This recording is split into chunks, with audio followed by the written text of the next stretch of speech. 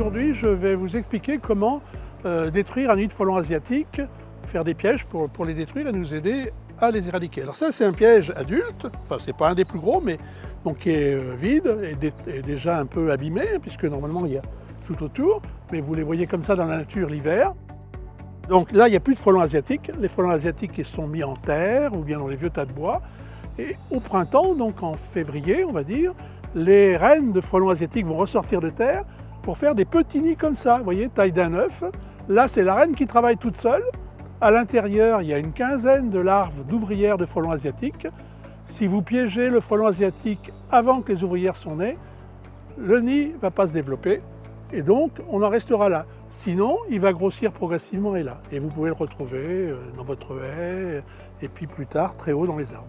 Alors maintenant, donc, puisqu'il faut que tout le monde s'y mette, on va voir comment faire un piège qui ne coûte rien. Alors on fait un piège avec 2 bouteilles d'eau vides.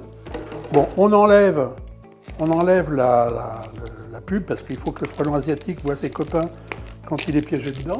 Hein, ça attire les autres, plus il y en a dedans, plus ça attire les autres. Donc voilà, donc 2 bouteilles qu'on va découper, vous voyez à peu près là. Donc on découpe là, une première bouteille, deuxième bouteille, la même chose, mais on enlève le fond. Je vous expliquerai après pourquoi. Voilà.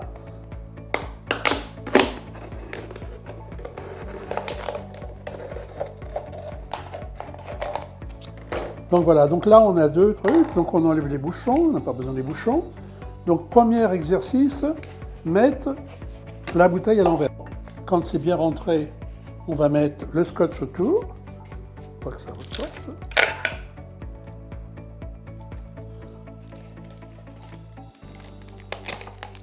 Après, on va redécouper ça pour le mettre dessus. On va marquer un peu le truc pour découper là autour, vous voyez, pour que ça rentre dedans. Ça, c'est l'opération la plus délicate. La plus délicate, c'est pas très compliqué, mais voilà. Là, en forçant un peu, ça va rentrer. Il ne faut pas que ça soit trop large non plus, parce qu'après, les frelons, ils vont ressortir. Donc, on le remet comme ça. Donc, vous voyez, les frelons, ils vont rentrer par le dessus. Truc. Alors, maintenant, ce qu'il faut faire... Alors, le frelon, quand il est dans la bouteille, il va attirer les autres. Comme il va faire du bruit, il va être vivant, il va dégager des phéromones. Même quand il y a des frelons morts dedans, il faut les laisser. Ça dégage une odeur, ça attire les autres frelons. Là, vous pouvez faire ça sur le gaz, hein, si vous n'avez pas de chalumeau. Ou sinon, vous pouvez faire... Là, j'ai pris une mèche de 4 mm et demi. Il ne faut pas faire des trous de plus grands que 5 mm, sinon le frelon il va pouvoir sortir. On fait des trous de 4 mm pour là que l'odeur, puisqu'on va faire un réservoir en dessous, se dégage. Et là, je fais des trous sur les côtés pour que les petits insectes puissent ressortir. Donc, on en a fini avec les trous. On remet ça en dessous. Toc. Voilà. On remet du scotch autour.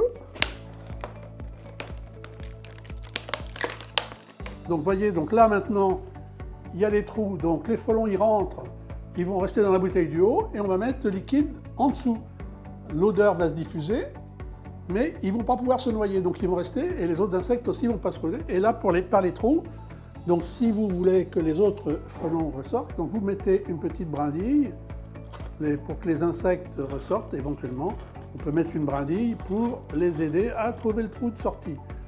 À hauteur 1,50 m, 2 m à peu près, pour que les frelons viennent dedans.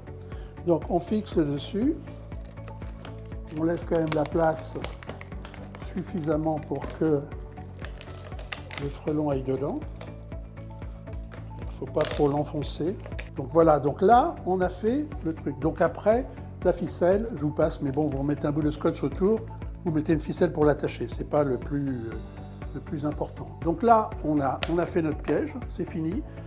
Le cocktail pour les piéger, donc 1/3 de grenadine, 1/3 de vin blanc, bouteille en plastique, hein, c'est 1/3 de bière, si possible de bière brune.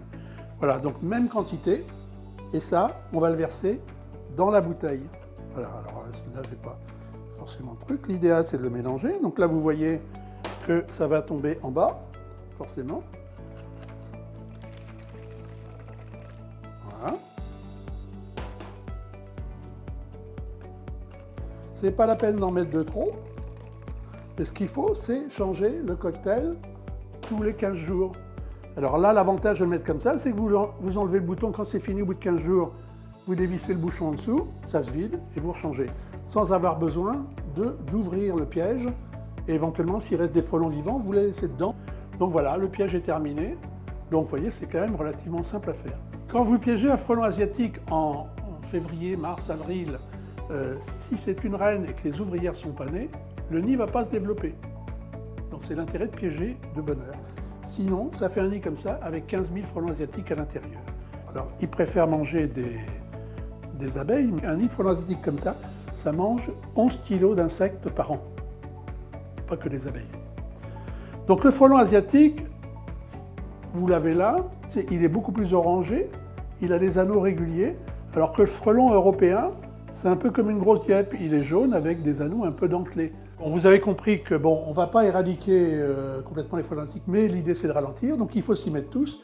La mairie achète des pièges, nous on en achète, vous pouvez en fabriquer, donc c'est si on s'y met tous qu'on va y arriver.